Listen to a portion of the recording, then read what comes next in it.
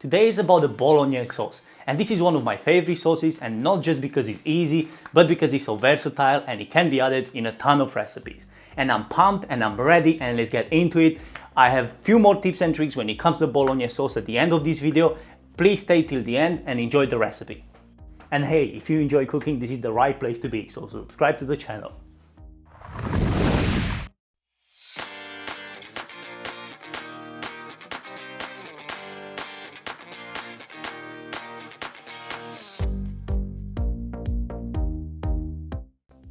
We start our recipe with 4 cloves of garlic. Simply crush them, get their skin off and set them aside because we're gonna move later on to the blender.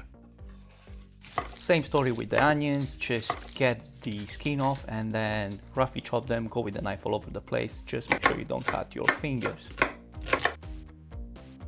3 carrots is what you need for this recipe. If you wanna add more, you can obviously add more, and if you wanna add celery, this is the right time to do so. I'm not adding celery to my recipe, but if you really want to, yeah, go for it. We are using half red pepper, and just get the seeds out, and it's gonna have exactly the same story like all the other vegetables. And all the vegetables go into the blender, not because we are lazy, but because we wanna be efficient.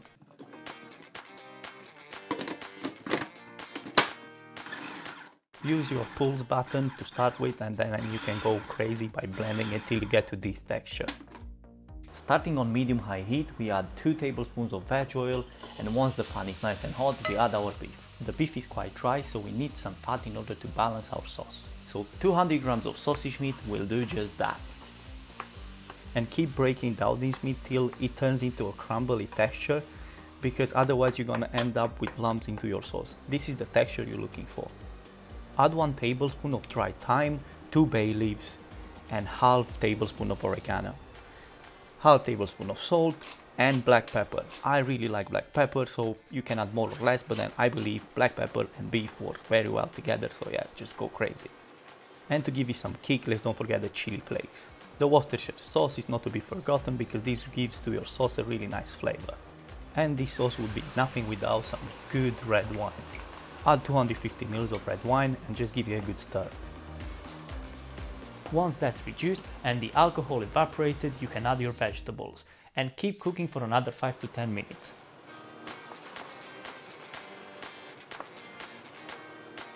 Keep mixing so this doesn't stick to the bottom of the pan.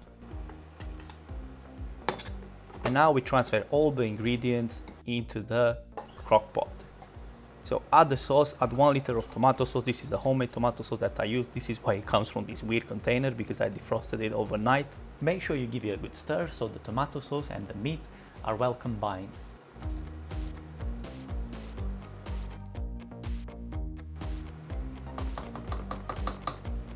And now I'm adding 4 tablespoons of dehydrated vegetable mix.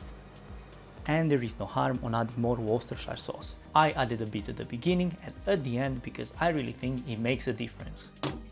And the lid goes on, and the temperature I set it to high for about 4 hours. Keep stirring time to time, probably once every hour. Towards the end, add half teaspoon of smoked paprika. This will give to your sauce the smokiness that you want in order to make it different than all the other recipes. Opening the pasta Italian style is never been easier. After cooking your spaghetti al dente, in the bowl they go. And we are done. Get some Parmesan cheese on top or whatever you like, because from now on we are freestyle. Chili flakes, and I'm adding some extra virgin olive oil. And pair these with a really nice glass of red wine. Cheers!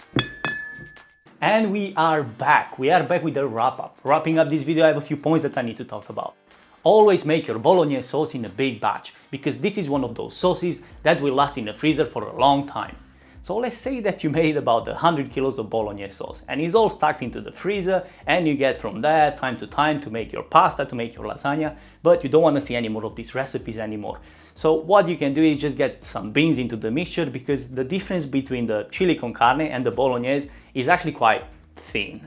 So what you can do is just get the beans into the mixture and you have a totally different recipe. I mean, not totally different, but it's still different than before. And that was Kitchen Draft for today. That was the Bolognese video, and I hope you enjoyed it. And obviously, if you did, please give it a thumbs up. Subscribe to the channel if you haven't already, because the mission is still live to get 1,000 subscribers by the end of this year.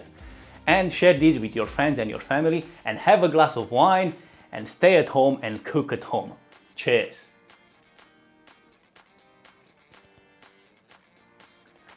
Oh boy, forget about the pasta. This is actually really good red wine.